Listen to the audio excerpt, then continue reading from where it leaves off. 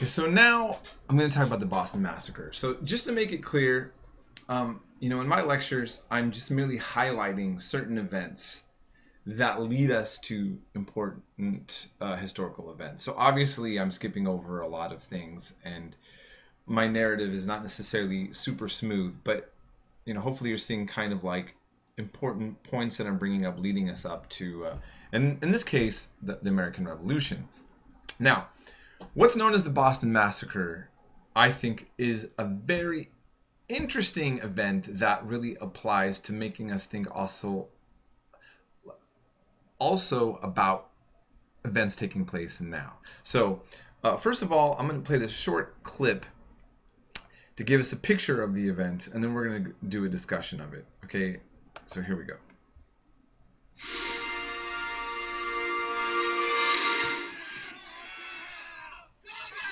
2 weeks after an 11-year-old boy is killed in a standoff between colonists and British officials, soaring tensions in Boston threaten to explode into open violence at the slightest spark.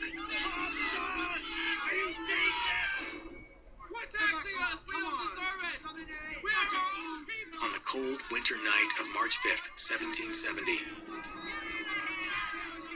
an angry mob hurls snowballs at nervous sentries guarding a customs house.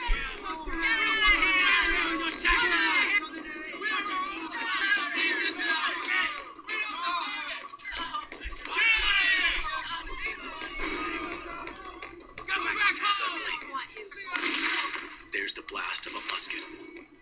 More shots follow.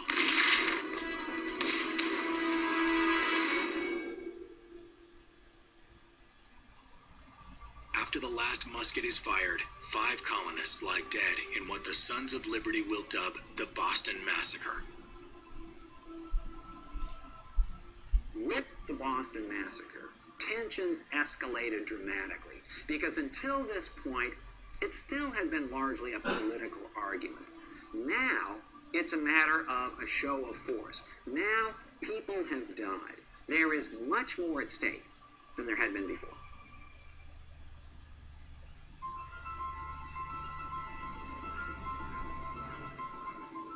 Boston's colonial leaders put the redcoat soldiers on trial for murder. The lawyer defending the soldiers is a surprising choice, John Adams, one of the leading voices of discontent. These men, loyal servants of the crown.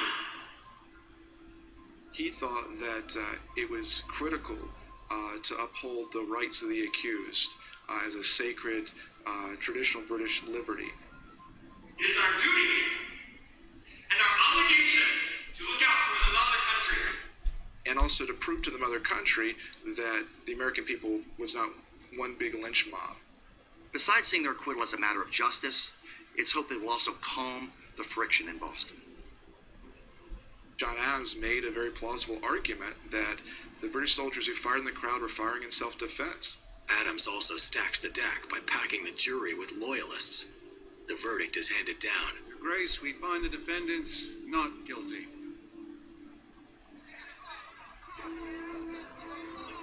The verdict enrages many patriots, but it does the trick of pacifying British officials. Parliament even repeals some of their taxes, and America and Britain step back from the brink of an escalating conflict.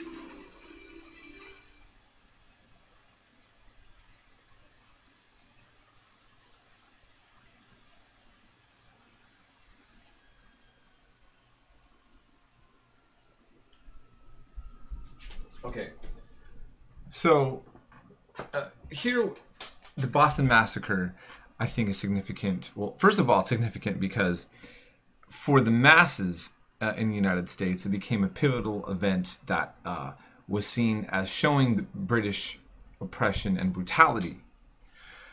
But think about the context. I mean, it's very interesting now. Let's take a look at the Black Lives Matter movement and the issue about police brutality. Now, I'm walking into something very controversial, right? Okay. That's the point I want to make to you, is that just like the controversy and, where people can get upset on this issue, do we side on are you on the side of law enforcement do these people, who are these people? What does that mean, these people, right? Well, for John Adams, there was a mob of motley rabble of saucy boys, Negroes and mulattoes, Irish teagues, and outlandish jack tars. He was using racist terms for Irish and talking about, sailors that were there.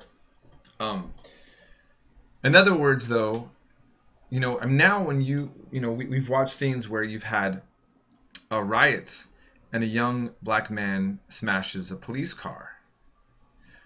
Okay, here we have a group of people harassing soldiers or cops, right? Throwing snowballs at them, being provocative. Something goes down. Now, isn't it interesting? Probably when it comes to events like this, like now and like then, you don't so much care about the actual historical event as much as what you've experienced historically. And so you will side with one or the other often, I think many people do, based on their experience that they've had more than actually what they think was the experience in an event like this. Okay? Now, this is my interpretation, but what I'm pointing out is this. For people who are sympathetic with the side of law and order, anytime you hear about a mob harassing and throwing snowballs, it's pretty straightforward. They instigated it, right? Done. Okay?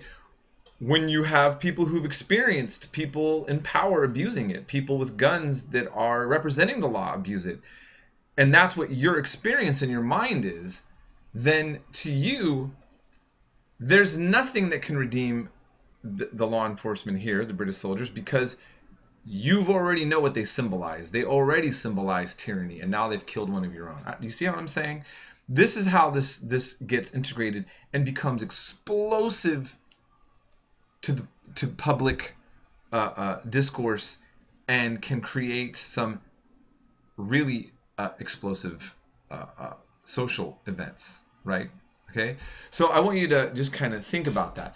Now, on top of that, just to add to a little bit, even more to making it thought-provoking, that video doesn't show this, and it's only now recently being talked about more again, but the first casualty, the first person killed in this so-called mob was a black man, Crispus Attucks.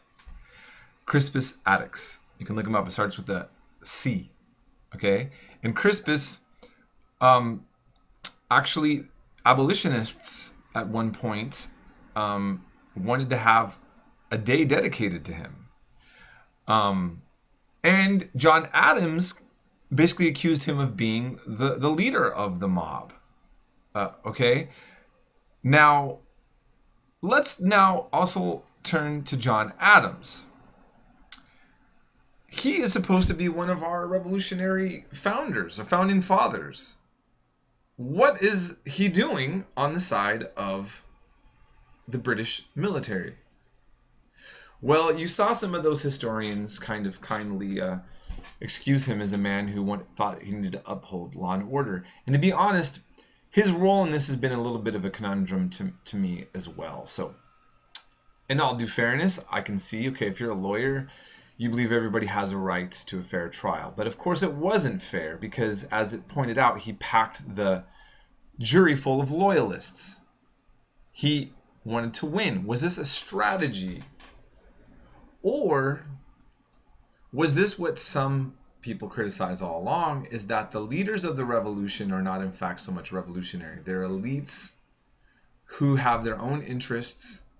The British get in the way of their interests, and they don't want to be controlled by the British, and they don't want to have control or be harassed or see undue power given to the masses, the mobs of saucy boys, Negroes, mulattoes, and Irish teagues and jack tars. Do you get what I'm saying? I think it's a fair question, right? And later on, when we look at other things like Shays Rebellion, I think it allows us to even think about that more. We'll get to that. Okay, so there's a lot we can think about here from this moment, regardless of what you think or not how it applies to modern political controversial things taking place in American politics.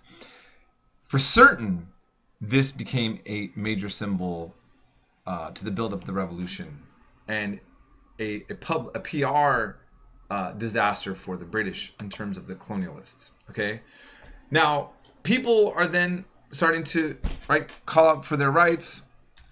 No taxation without representation. Here's another thing you got to realize from the British perspective. There was already only about 4% of the British could vote as members of Parliament.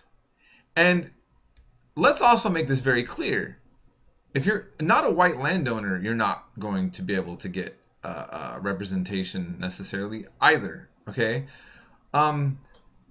So it's kind of a little bit more complicated and less straightforward than we often imagine these things. But it goes without saying that clearly there was enough momentum by people who were organizing what we're going to call revolutionary fervor.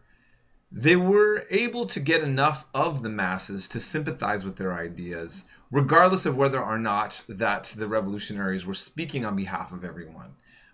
Whether they were really doing that or not, my point again is that they clearly had enough people convinced that they were speaking in their interest and to participate. Okay, now there were also loyalists, which we don't talk about.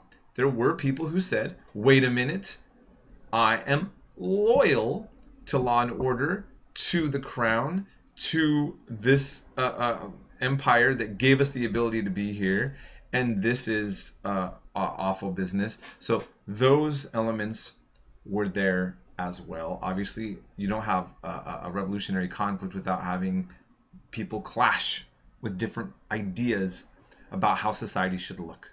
Okay, so I'm going to end here, and then I'll move on to the next section.